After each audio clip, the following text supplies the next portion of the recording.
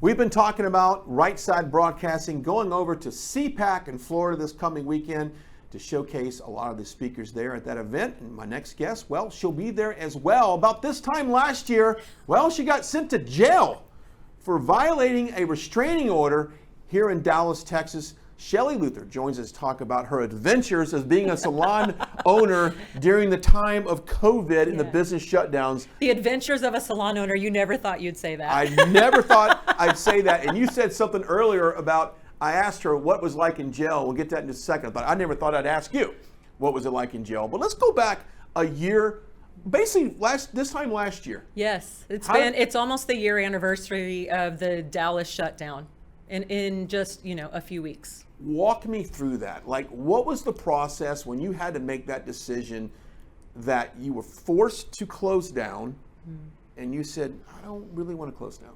Well, we did. We closed down for, when they say, shut down for 2 weeks so we can flatten the curve. Right. We shut down for a month. A lot of people don't know. They think I just, turned my nose up and said, no, I'm not.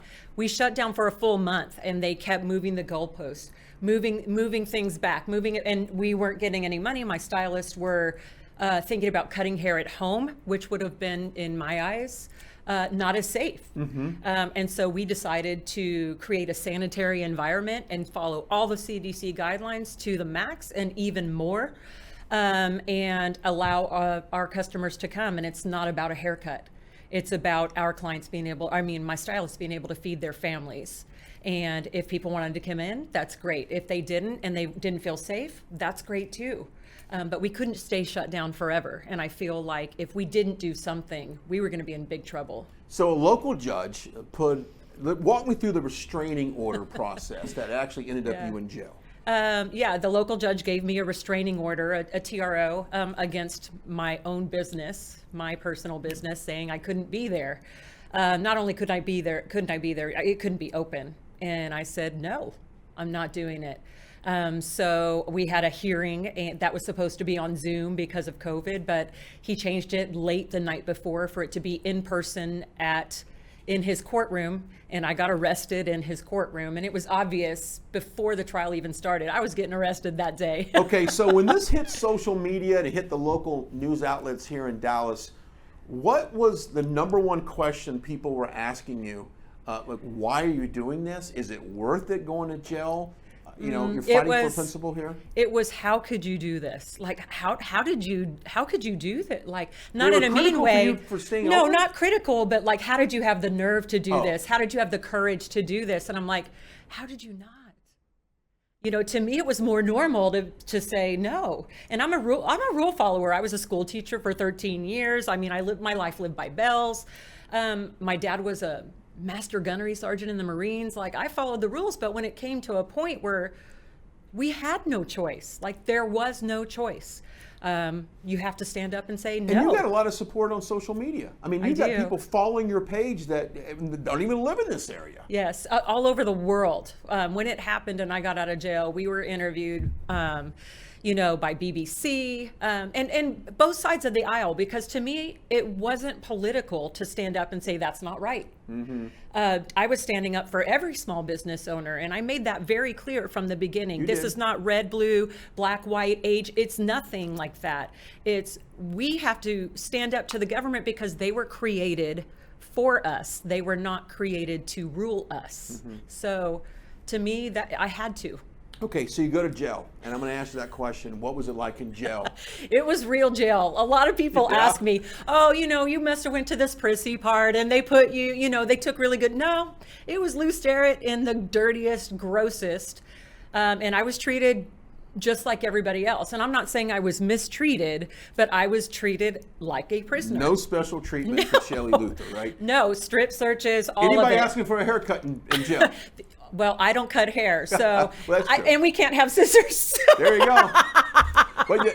Okay, so you're in jail. How long? What happened when you got out? And then how did you continue to? Now you opened despite all the calls. Well, after I opened, I stayed open. Even when I was in jail, my salon stayed open. I was very proud of that. That the stylists that wanted to come work kept it open.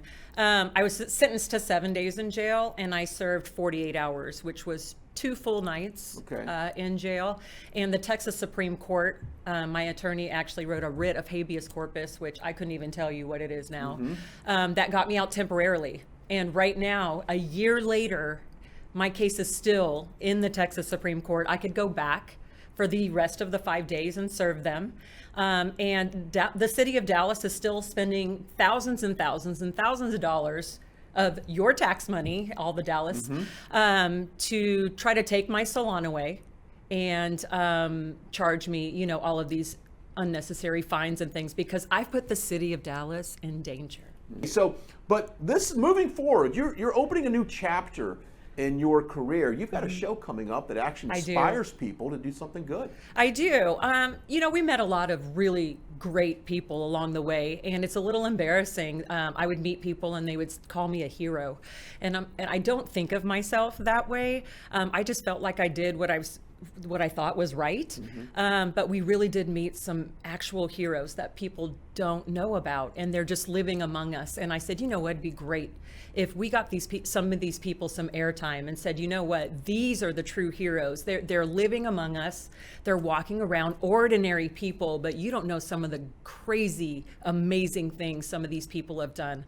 And I wanted to showcase them.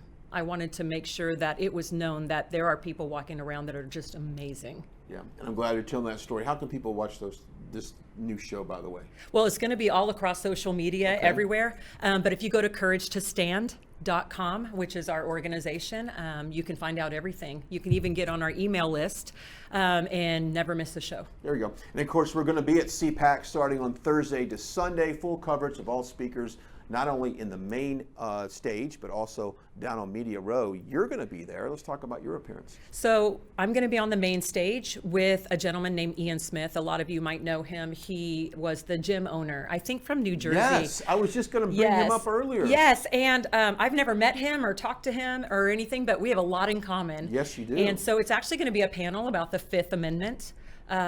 So it's going to be pretty good. I think we get 30 minutes on the main stage on Friday, a little bit before lunch. Yeah, well, hopefully we can meet up with you there, do some interviews on Media Row would be nice. So go check her out. And for social media followers for you, because I know a lot of people want to keep up with everything that's going on, especially with your show. I just want to direct everybody to couragetostand.com, or you can see me on Twitter, Facebook, all of those on Shelley Luther.